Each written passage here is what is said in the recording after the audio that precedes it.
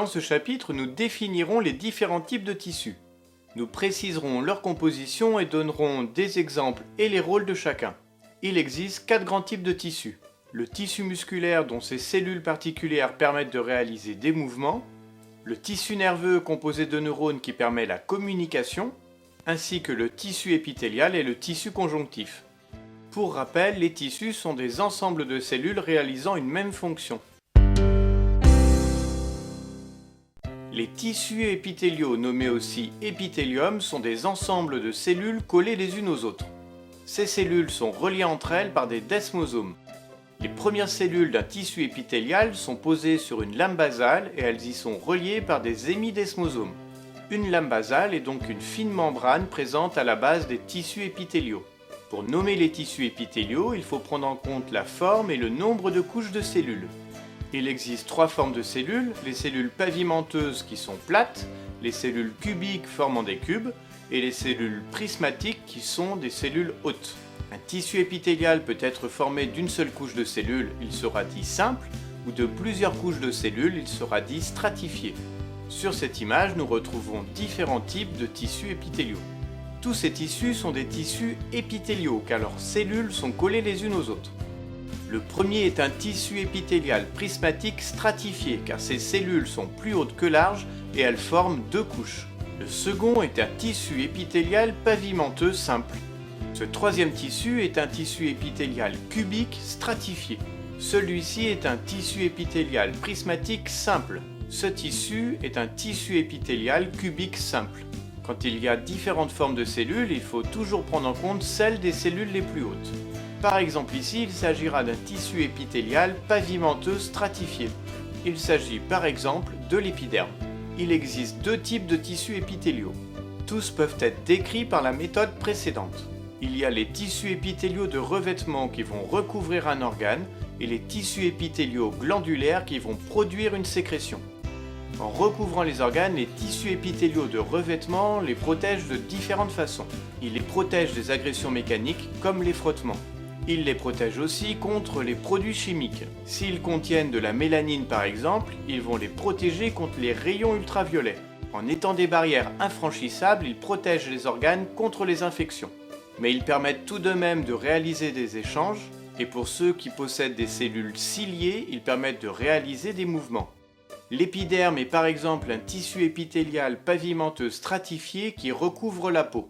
La paroi de l'intestin grêle est par exemple tapissée d'un tissu épithélial prismatique simple permettant de réaliser des échanges. Les tissus épithéliaux glandulaires sont des ensembles de cellules collées les unes aux autres capables de produire une substance.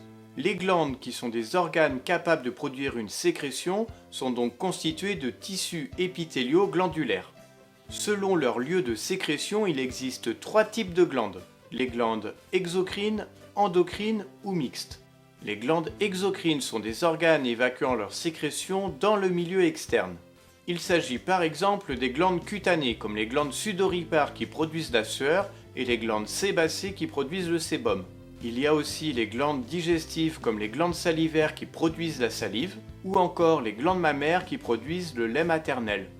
Les glandes endocrines sont des organes qui produisent des hormones qui sont déversées dans le sang. Les hormones sont donc des molécules produites par les glandes endocrines et véhiculées par le sang qui vont avoir une action précise sur des organes ciblés. Il s'agit par exemple de l'insuline ou de l'adrénaline. Notre corps contient une dizaine de glandes endocrines. Il s'agit par exemple de la thyroïde présente au niveau de la gorge ou des glandes surrénales posées sur les reins. Les glandes mixtes sont des organes possédant une fonction exocrine et une fonction endocrine. Il s'agit du pancréas et des gonades. Les gonades sont les ovaires et les testicules qui produisent des cellules reproductrices, c'est la fonction exocrine, et des hormones sexuelles, c'est la fonction endocrine. Ce schéma reprend les 3 types de glandes et des exemples pour chaque. Les tissus conjonctifs sont des ensembles de cellules séparées les unes des autres. L'espace présent entre les cellules est donc rempli par une matrice extracellulaire. La matrice extracellulaire est formée de substances fondamentales et de fibres. Le tissu conjonctif est donc composé de 3 types d'éléments. Il y a des cellules comme les fibroblastes produisant les éléments de la matrice extracellulaire et des cellules immunitaires présentes pour lutter contre les infections. Il y a également différentes fibres, comme les fibres de collagène ou les fibres d'élastine, et tout l'espace libre est rempli de substances fondamentales qui est un gel. La substance fondamentale est donc composée de beaucoup d'eau retenue par des grosses molécules. Selon leur composition, il existe différents types de tissus conjonctifs. Par exemple, le tissu conjonctif large qui contient beaucoup de substances fondamentales. Ainsi, les cellules et les fibres sont très espacées les unes des autres. Le derme, par exemple, est constitué de tissu conjonctif lâche dans sa partie superficielle. Le tissu conjonctif dense contient beaucoup de fibres et donc peu de substances fondamentales. Dans sa partie profonde, le derme est par exemple un tissu conjonctif dense. Le tissu conjonctif adipeux renferme de très nombreux adipocytes. Les adipocytes sont des cellules volumineuses remplies de lipides. Ils sont aussi nommés cellules graisseuses. L'hypoderme, la dernière couche de la peau, est par exemple un tissu conjonctif adipeux.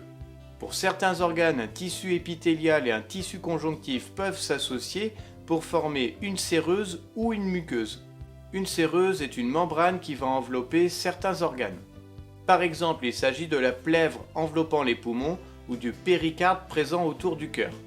Une muqueuse est une membrane tapissant les organes creux.